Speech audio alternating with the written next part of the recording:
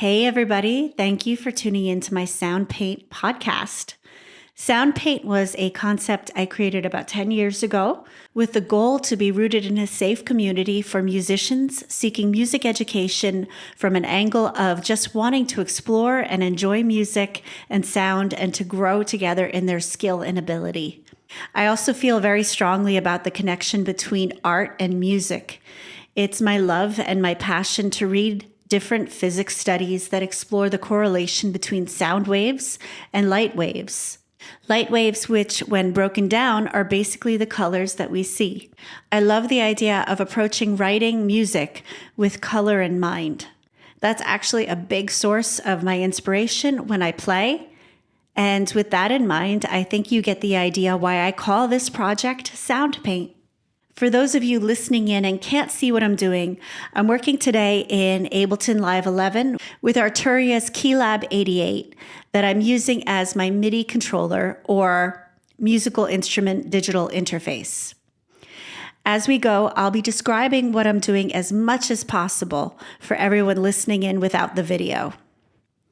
If you're interested in seeing what I'm doing in Ableton, you can find my video podcast on YouTube by clicking the link included below in the info section of this podcast. You can also now find me on Apple Podcast by searching for SoundPaint Sonic Exploration. Okay, today we're going to talk about something I find really cool, oscillators. What is that, you might ask? Well, I'm so glad you asked. An oscillator is basically the foundation and building block of a synthesized sound. Sounds like this. First of all, I'm going to change this color. I think, there we go. That's what I want. All right. Now I will demonstrate the sound. So I go to Instruments, and I go to Analog. And I know we talked about analog last week. And we talked about how it's basically a sound that you can literally put your fingers on and create the sound. But this is analog in that we are building the sound. You can think of it like that. There's this electronic music artist that I love. Her name is Claudio. And she describes her instruments like a pack of wild animals that you have to try to control. Okay, so now we have our instruments. Ooh, that's a horrible interval. And for those of you that don't know what an interval is, it's the distance from one note to the next.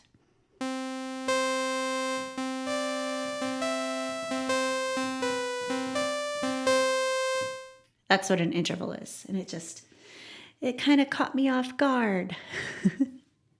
So this is what an oscillator sounds like.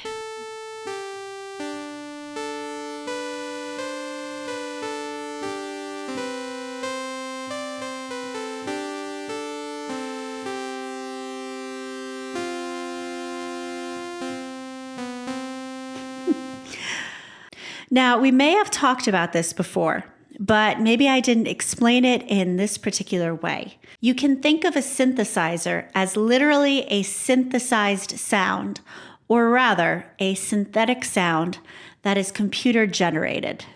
Now, how do computers know how to generate sounds?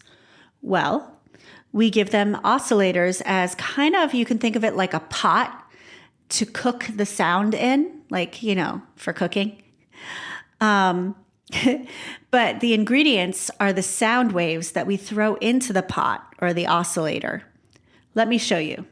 We have there's a lot more, but 3 basic sound waves that we base synthesizers off of. They are sine waves, square waves, and sawtooth waves. Now, I think you're going to actually really enjoy this because if you hear each one enough, you really start to hear it in different synthesized songs or different little bits of music that you may have grown up listening to. For example, right here, for those of you not listening, I am changing the shape of the wave to a square wave. Now, square wave, you can literally think of it kind of like little boxes stacked next to each other. Like if you think of just a sound wave, we've all seen them before. It's very slopey, very arched, it curves, but think of that wave now in little tight boxes.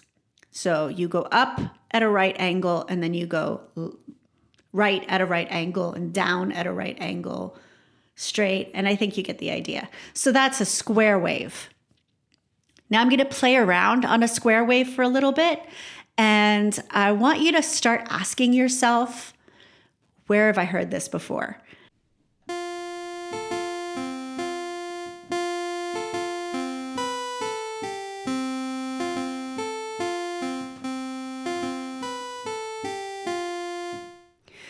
I'm not going to make this so easy and play a song you know. I'm just going to play around on this square wave.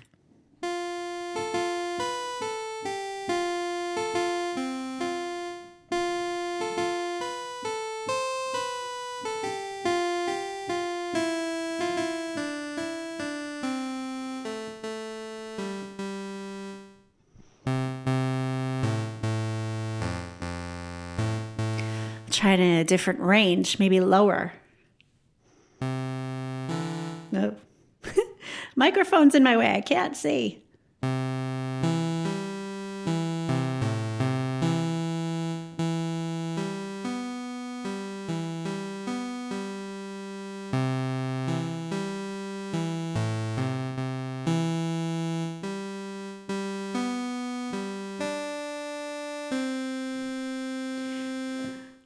So, if you heard that and you were thinking of those really old video games with, I don't know, what was it, like 16-bit, like old Nintendo, that was what it was. It was just a square wave that they were using.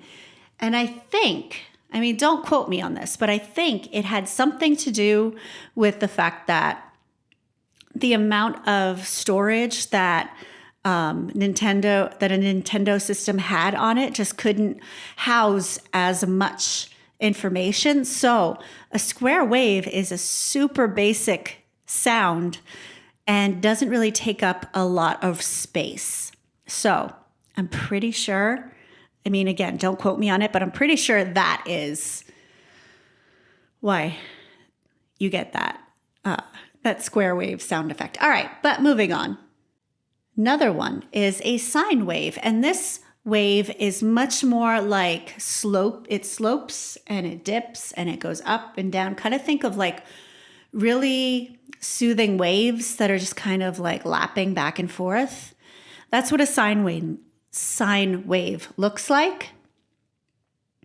And if you're just thinking about the shape, let's go back a second. Like if you're thinking about the shape of a square, it has much more harsh edges. A sine wave is going to really be the opposite and have very smooth edges to the sound. Or if you want the technical term, the harmonic overtones. So a square wave is going to have more of a harsh harmonic overtone, and a sine wave will be much smoother. Oh, you know what? I have two oscillators going. Let me shut this oscillator off. There we go. It was affecting it. Because in this particular instrument I'm working with in Ableton, it had two oscillators going, and each oscillator gets assigned a specific wave. So I'm going to go back to square real quick. Okay, square wave. Now we're switching to a sine wave. All right, now I hope you can really hear the difference there. It's smooth. It has like a softness.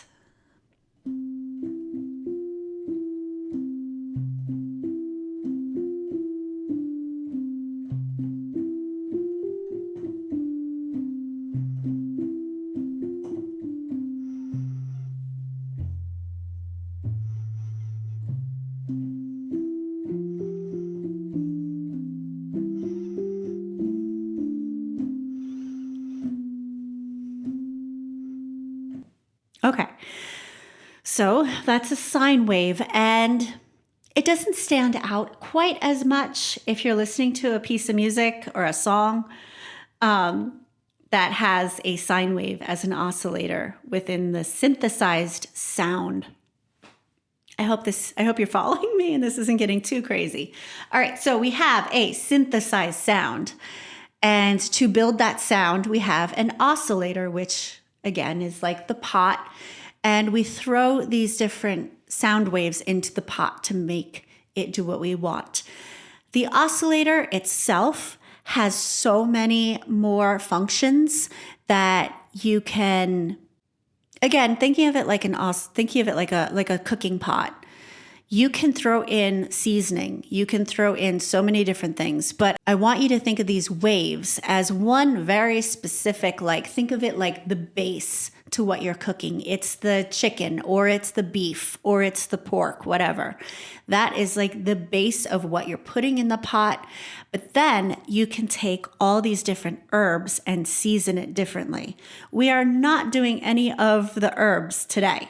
But anyways, again, for those of you listening, you can see all these other things that we can do to the oscillator, that we can add to the oscillator. Right now, I am sticking just to the wave, the sound wave. And this is a sine wave again.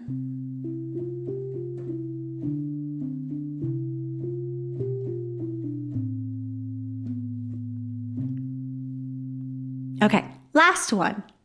I get really carried away with this because I have a lot of fun with this. This one is my favorite. This one is called a Sawtooth Wave. It's like a hybrid sort of between the square wave and the sine wave. It's a little softer than the square wave, but it doesn't have as harsh the overtones. And it has this kind of buzziness, especially in the high end, that I just really love.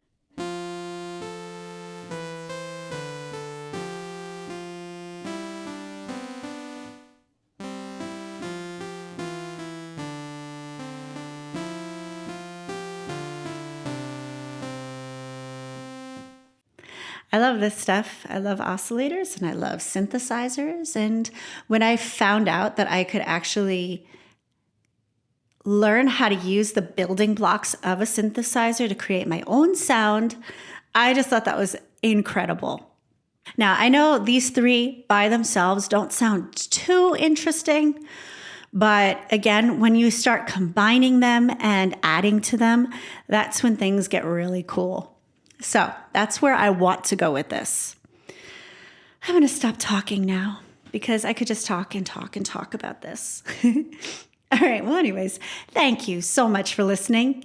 If you liked what you heard today, or you want to hear where we go next week with the oscillators and such, then please follow me. Like I said, you can find me on Apple Podcast if you look up SoundPaint Sonic Exploration. Or if you'd like to watch this video on my YouTube channel, you can find the link listed below. Well, anyways, I post these every Saturday, and thanks again. Have a great rest of your weekend. Bye.